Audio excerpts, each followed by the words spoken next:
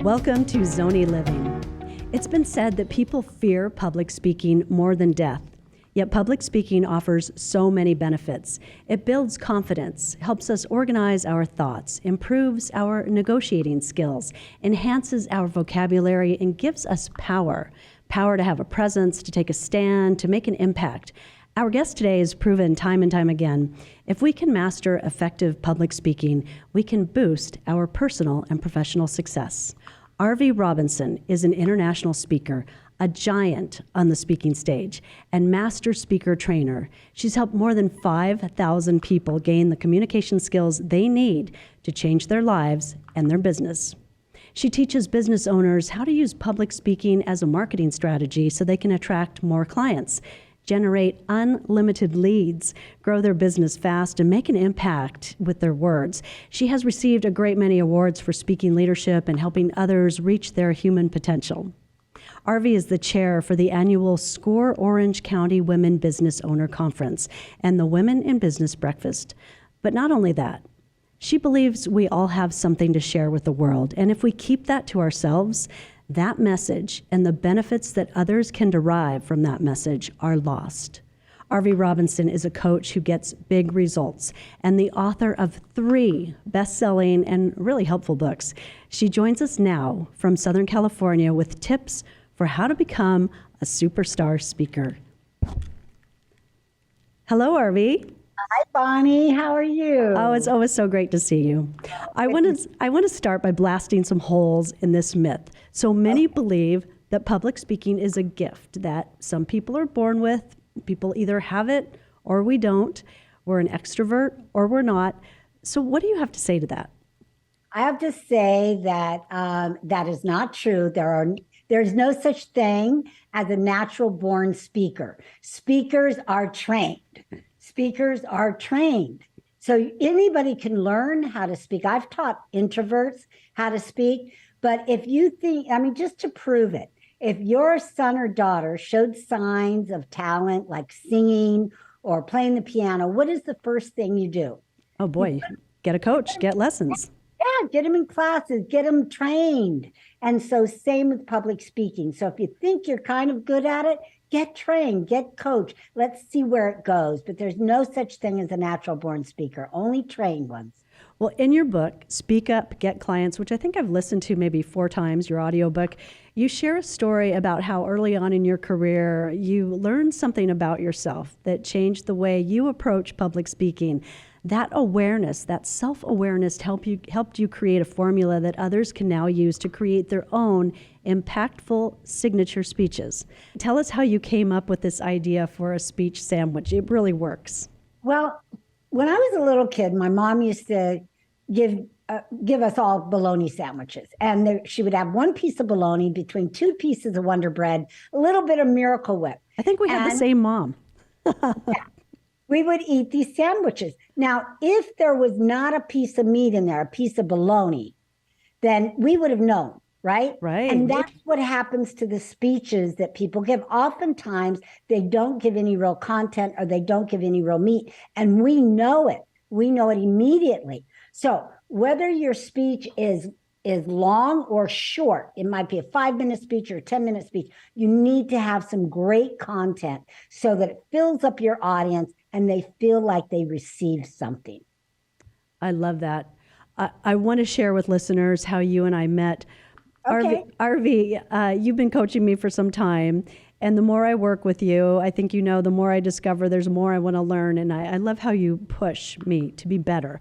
I found out about Arvee after meeting a woman at a book signing event, and as a journalist, I seek out people with the story that I want to tell and that they need to have told, and without doing anything, this woman had a presence just sitting there in this room. When I asked her about herself, she was already with an interesting introduction, and I could clearly find out quickly who she was and what she was all about. And then later, I recommended her for a speaking event that I was involved in organizing. So as I expected, she was fantastic. She was full of energy, had the audience fully engaged, and left the conference participants with key takeaways to help them be more effective, more visible leaders. She nailed it. And I asked her how she got to be such a powerful speaker, and she gave me 2 words: Arvee Robinson. Arvee, give us a couple of examples of how you've helped clients, starting from where they are when you meet them, what they're stumbling with, and what's getting in the way, and then what they accomplish after you've been working with them. Okay, great. I'd love to. Well, the first thing that I teach them is how to share their professional story. And it's not their personal story, but it's their professional one on why they're speaking about whatever they're speaking about today, whether it's business topic like finance or a personal topic. But why is it? Why should we listen to you? What is your credibility? And so I teach them how to share that story, go deep, get connected to it so people get to know them, because we all buy from people that we know, like, and trust. So that's the first key. And so many speakers don't share that kind of a story or go deep or that vulnerability. And then the second thing is to give great content, not only content that but like give the content that like nobody else gives. Give your secret sauce. Give the best stuff. Give the stuff that if people would pay you $1 million for. They're not going to remember anyway. You don't have to worry. And I'm not saying you have to give the hows, but give the whats, the wheres, the whys. They say give all the W's that you want. Just save the how for them to come to you and pay it, because you don't have enough time to do the how anyway.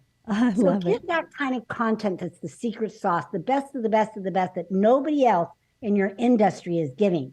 And then at the close, always make sure that you invite them to take the next step with you. The next step might simply be come and talk to me at the end of my talk. It might be, to go to the back of the room and buy your book. It might be, whatever it is, but invite them to take the next step with you. Because as a speaker, it's our duty to give people an opportunity to get more. Because when we speak in this fashion, when we share our professional story, when we give great content, audiences will want more. And we can't just leave them hanging.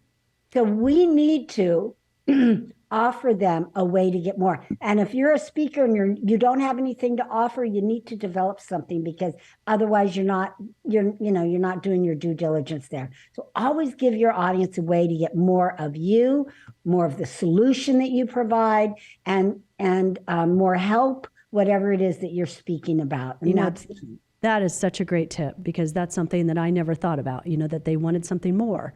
And so it's my duty to give them something more. So Arvee, let's talk about things that are scary for people when they're public speaking. For example, stage fright. It's an awful feeling. I don't know if you've ever had it, but your mouth gets so dry, your mind goes blank, you might even hyperventilate. I've done all of those things.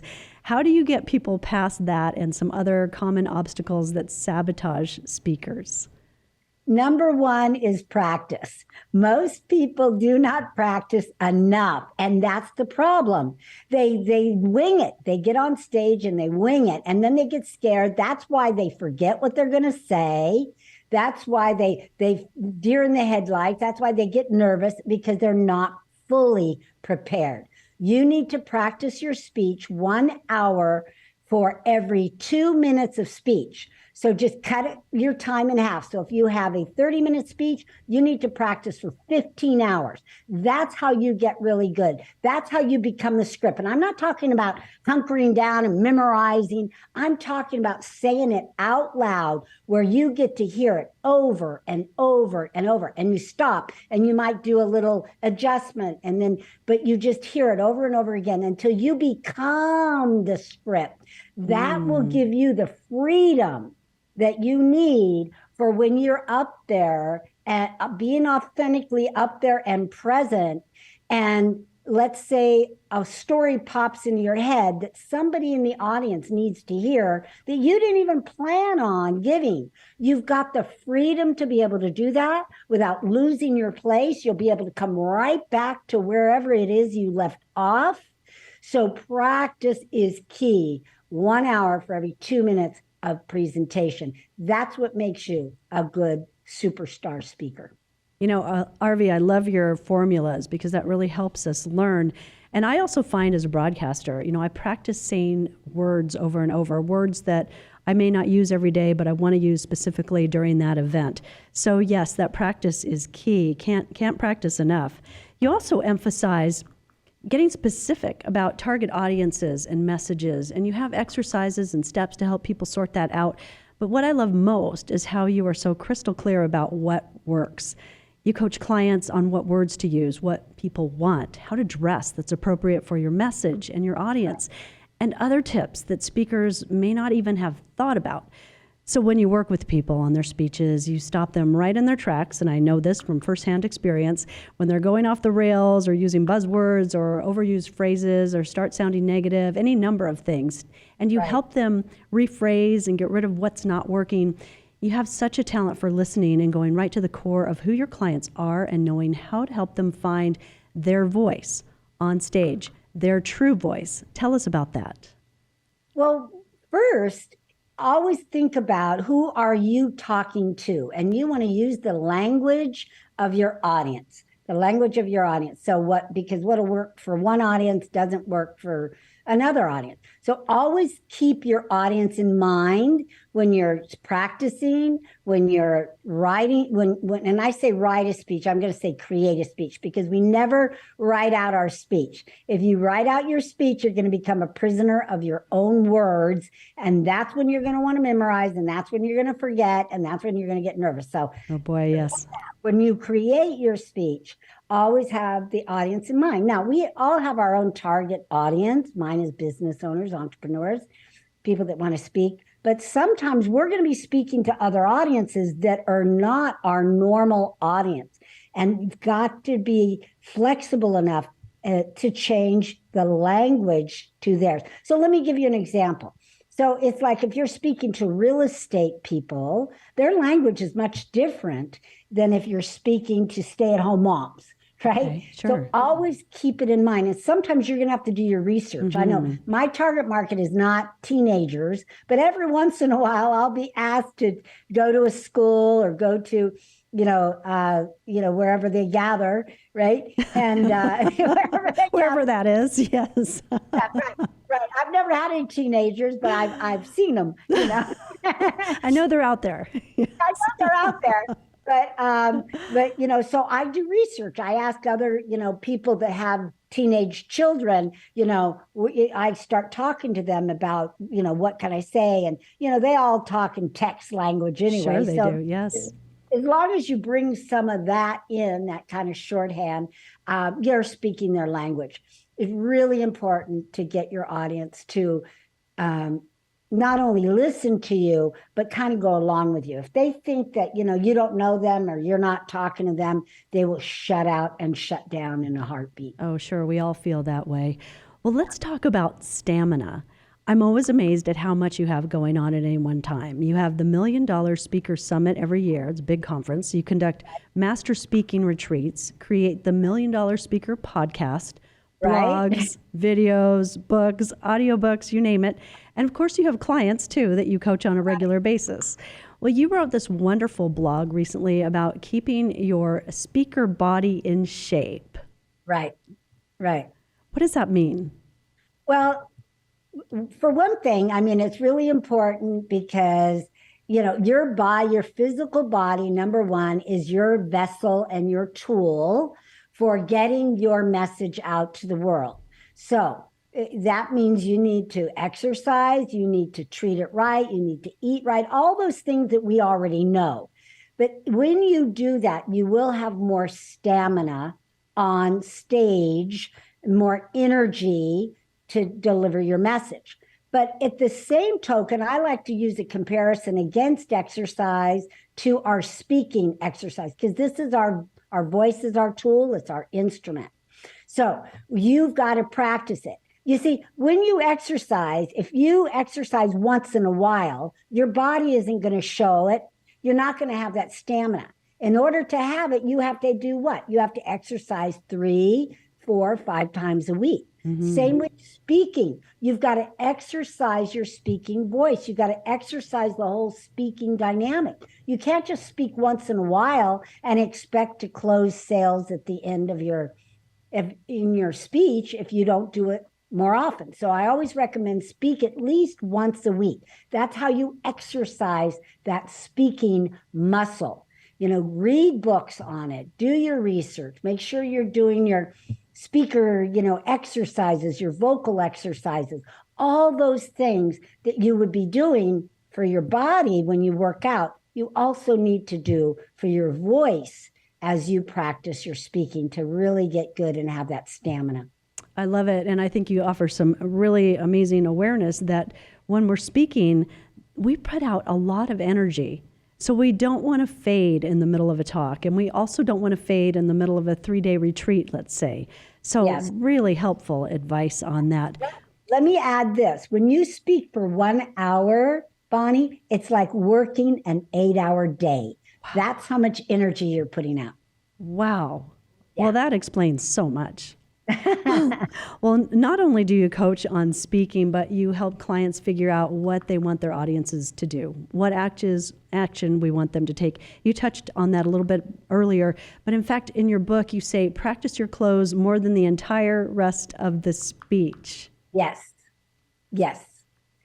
Because that's the part that will make the biggest impact on the members of your audience. Plus, it'll have an impact on your business, but it'll have that impact. It'll change lives. Now, remember, my mantra is, I believe that everybody has a message to share that only they can share to people that can only hear it from them. And that message will change someone's life, their business, or even their soul. So It's our duty, not only to be a good speaker, but it's our duty to give them a way that they can create that change. And that's what the close is about. So absolutely, if you're limited on time, you need to practice the close more than the beginning of your speech or even the content. You know your content. So I would practice the beginning and I would practice the end and just talk about your content because that's your knowledge and you know that anyway. But that's if you're pressed for time. What a beautiful mantra. I love that. Well, I also believe a strong speaker should leave their audience with some key messages, a strong takeaway, and you take that a step further by offering listeners a gift. And you're offering a gift today. Can you tell us about that? Yes, the gift is that, 10 tips to be a more powerful speaker. It's all based on a lot of the questions that I get asked over and over again, like, where do I go to speak, right? How do I get started to speak? Sure. All of that. So this addresses all of the things that you need to do to get started. And again, getting trained is key. I'm not going to kid you. You're not going to be able to be the best you can be without getting trained. I mean, everybody that's, all athletes are trained. They all have coaches, right? So get trained, but these tips will help you to know what to do when. So much great information. Arvee, making the decision to be coached and mentored by you is one of the most impactful business decisions I've ever made. You go beyond teaching people how to become master public speakers, and you encourage them to have a greater vision for themselves. Plus, you provide the tools and a roadmap to get there. Thank you for helping me and for sharing your valuable insights on Zonie Living. Thank you. Arvee Robinson offers a whole host of products packed with knowledge and practical steps about how to master public speaking. You can gain from her authentic insight and a great many real-life tips about how to handle challenges from the stage, how to build your network, how to engage the right clients, and so much more. I encourage you to visit Arvee Robinson International website at arveerobinson.com. And you can read about this master speaker trainer at flagstaffbusinessnews.com or quadcitiesbusinessnews.com. When I'm teaching workshops or presenting, I often say communication skills give us confidence, clarity, and the power to elevate ourselves and advance in our personal and professional lives. And as master speaker trainer Arvee Robinson points out, we all have valuable information to share. Without using our voice and being more effective with our message, the world misses out. This is Zonie Living, Business, Adventure, and Leadership. I'm Bonnie Stevens.